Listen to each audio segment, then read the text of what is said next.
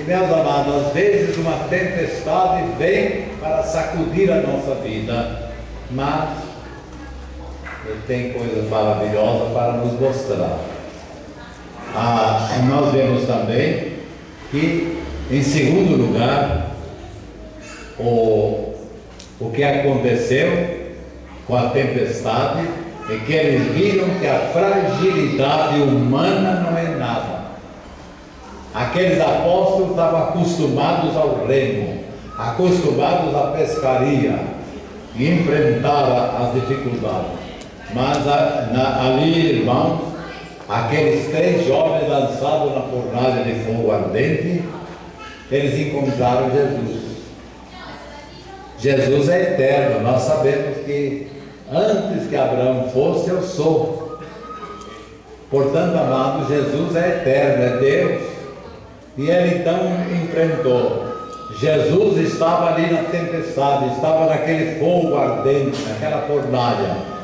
E meus amados, quando uma tempestade vem para alcançar a nossa vida, nós temos um refúgio. Jesus está conosco na tempestade. O vento sopra, o vento nos leva para um lado e para o outro, não importa, porque, meus amados, Jesus está conosco. Ele é superior ao vento, é superior à chuva, é superior a tudo. Portanto, aqueles apóstolos viram a tempestade e viram também que o esforço humano não é nada. Portanto, eles tiveram a maravilha. Não fosse a tempestade, eles não teriam visto aquelas maravilhas. Em terceiro lugar, irmãos, a Bíblia, se não tivermos o poder do Espírito Santo, é um livro como outro qualquer. Nós precisamos, irmãos, amar a Bíblia e tomar cuidado com a Bíblia e cuidado com o que ela nos oferece. A Bíblia pode nos oferecer grandes coisas. Agora, irmãos, sem Jesus, a Bíblia não é nada. É papel como outro qualquer. A nossa oração é vazia, não tem nenhum significado. O nosso lar muitas vezes se torna uma solidão. Sem Jesus, irmãos, quando eu escrevo bilhetes para as pessoas que vão se casar, agora mesmo lá em Belo Horizonte vai se casar o filho de um pastor muito amado, e escrevi para ele: cuidado com o seu lar, cuidado com a casa que você vai edificar, porque, irmãos, casar é muito fácil. Hoje nós vemos divórcio de lá para cá, de coisa. Irmãos, esse divórcio geralmente é adultério. Tomem cuidado com o divórcio, porque, meus amados, o que Deus ajuntou não separe o homem, o que Jesus disse aos fariseus. Agora, o nosso lar sem Jesus, irmãos, é uma solidão. Nós não temos nada em nosso lar. O nosso templo é abandonado. Muita gente não vem ao nosso templo, muita gente passa de largo, muita gente dá risada do nosso templo, da nossa devoção, que nós estamos sempre abençoados por Jesus. Em quarto lugar, irmãos, eles viram um milagre. Não for a tempestade, o milagre não teria se realizado.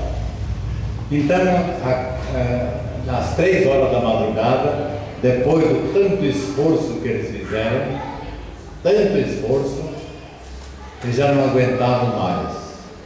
Quando as nossas forças físicas se deteriorarem, acabarem, então, amado, começa a força de Deus. Portanto, nós temos que confiar no Senhor. Nós, os crentes, estamos guardados pelo poder de Deus, como diz o apóstolo Pedro na sua primeira carta, guardados pelo poder de Deus. Portanto, amado, nós não temos nenhum receio. Agora, eles viram então um milagre. Quando levantaram os olhos, depois de tanto esforço, tanto trabalho, levantaram os seus olhos e viram Jesus andando sobre as águas. Eles passaram que é um milagre, um fantasma, é um fantasma. Irmão, fantasma não existe. Existe na imaginação das pessoas. Não temos nenhum fantasma.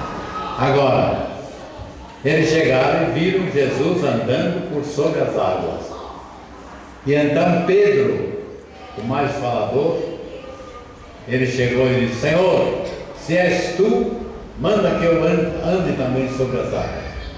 Jesus disse: vem. Ele saltou do barco e foi andando sobre as águas. Não fosse a tempestade, irmãos, eles não teriam visto esse milagre, esse socorro. Quando o apóstolo Pedro começou a olhar para as águas, ele ficou com medo e disse: socorre-me! E Jesus estava perto para levantá-lo pela mão.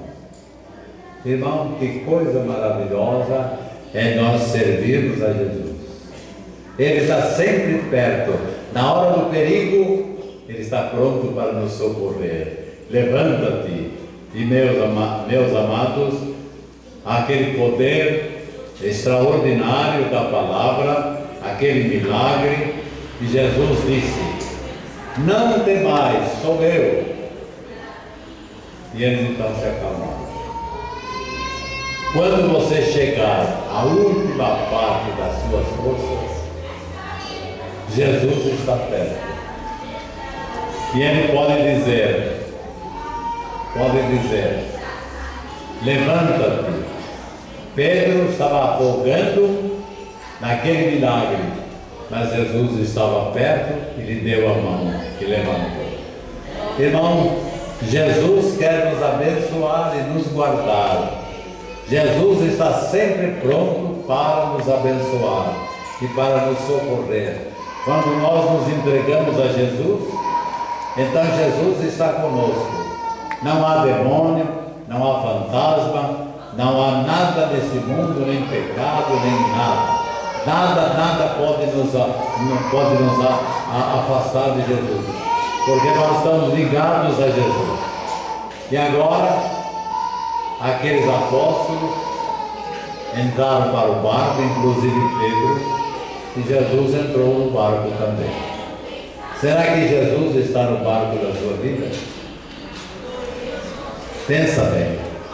Mas essa questão de religião eu deixo para depois. Depois pode ser tarde.